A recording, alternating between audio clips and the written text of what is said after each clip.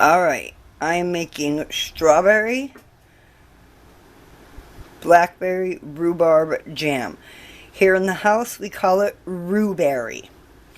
It's 2 pounds of rhubarb, half a pound, no, 1 pound of blackberries, half a pound of strawberries.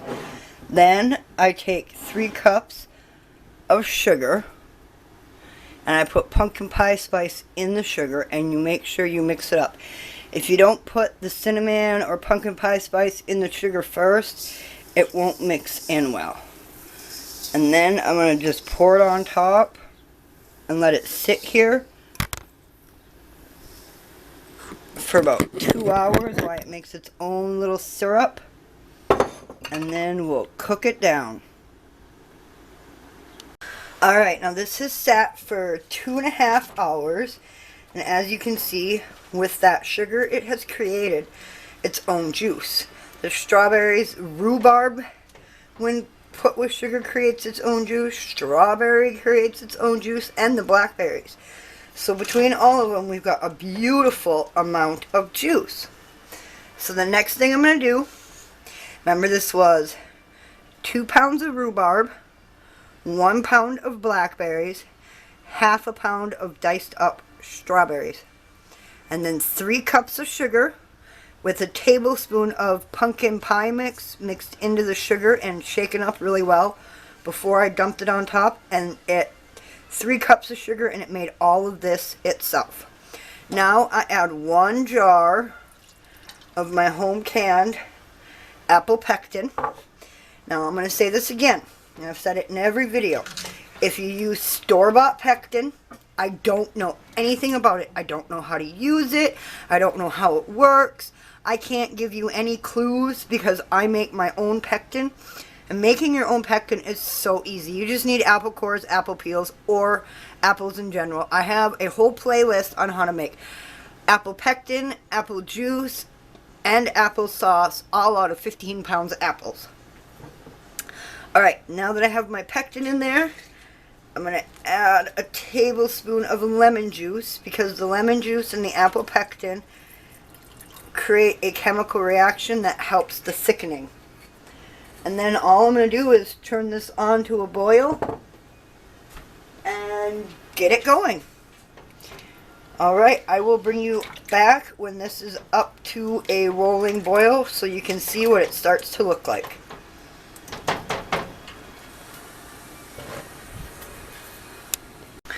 There we have a beautiful gentle boil going on.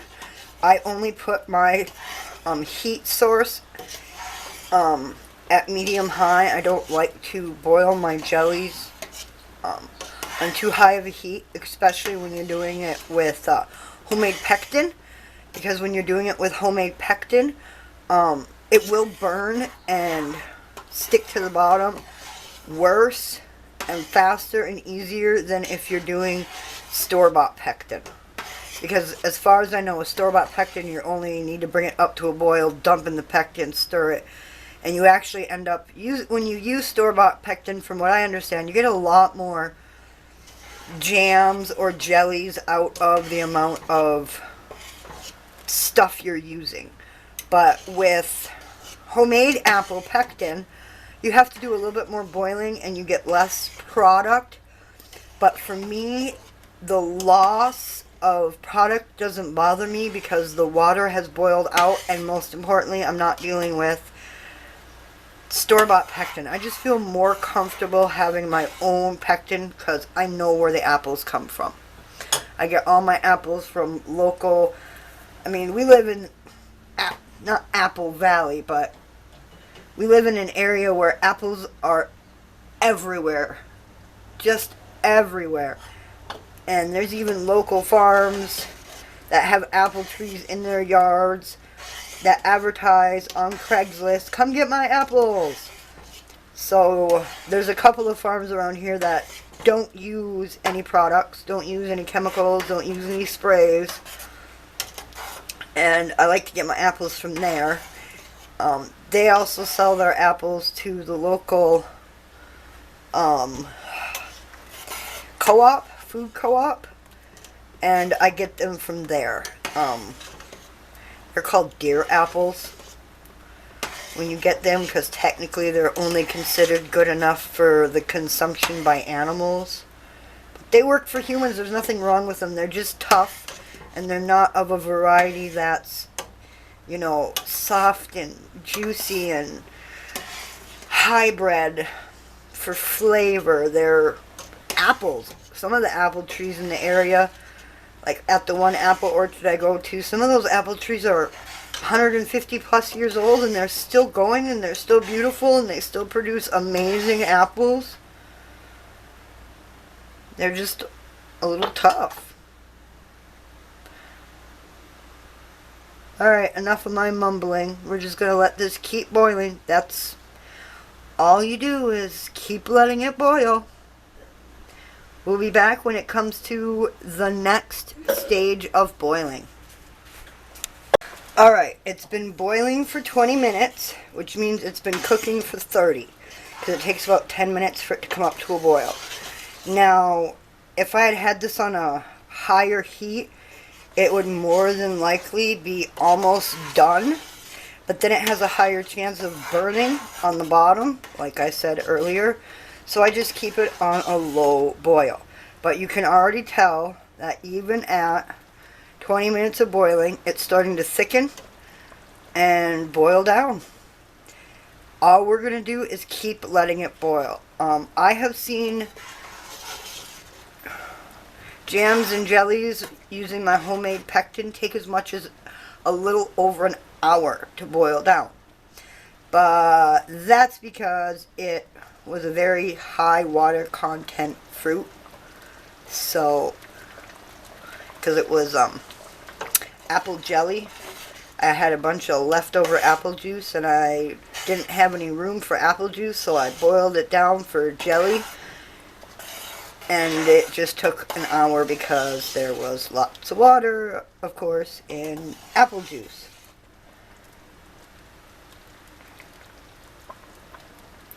Alright, I'm just going to keep letting it boil. We'll be back. Alright, it's been 30 minutes of boiling, and I stir it every minute. If I'd had it on a higher heat, you'd have to be constantly stirring it, but I come stir it every minute for about a minute. And as you can see, it's already very much so starting to thicken up. It definitely has a while to go. If you want to make a good pancake syrup, this is the stage that you'd stop for a good pancake syrup. But we want Rhuberry jam, so we're going to keep boiling. Alright, we'll be back in a few minutes. It actually goes through stages. It went from the watery to the soupy stage, and now it's at more of a syrup pancake stage. And the next stage it'll be even thicker, and then the final stage it'll actually start to have this foaming action that I'll show you. So let's just let it keep boiling. Alright, here we go. It's all done. You see that foaming that's going on? See how thick it is when you stir it? And this is the most important one of all. It's called sheeting. And make sure I get myself in the camera.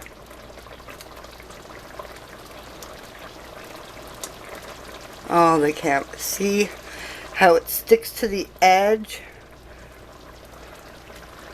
of the spoon and flows off as if it's one thing, and then they come together like a single drip. Ooh, I'm not in the camera. I need to stir. Now you can overboil, but I'm not at that point yet. I'm just wanting to get you guys a good view.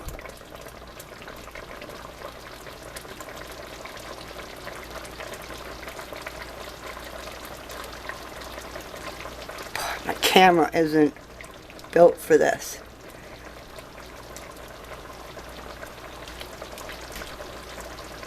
There we go. That was a good shot.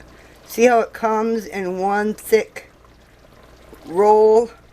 That's sheeting. That's how we know it's done. You'll also feel how thick it is when you stir it. Alright, now we're going to let this cool for 5 minutes.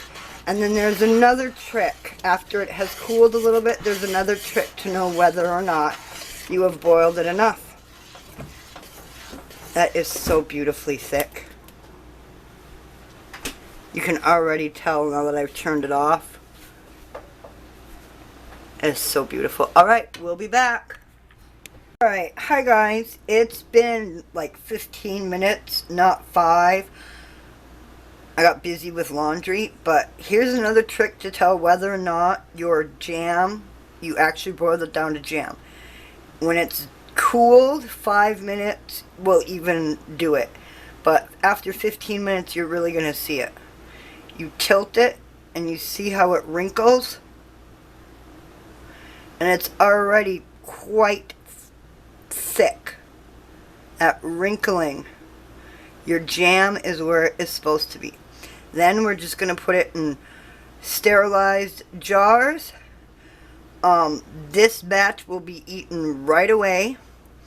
It's for me and a friend. It'll go into 2 sterilized jars. We'll put the lids on it and stick it right in the fridge, because this is our jar and the kids will start eating on it right away as soon as it completely cools and sets.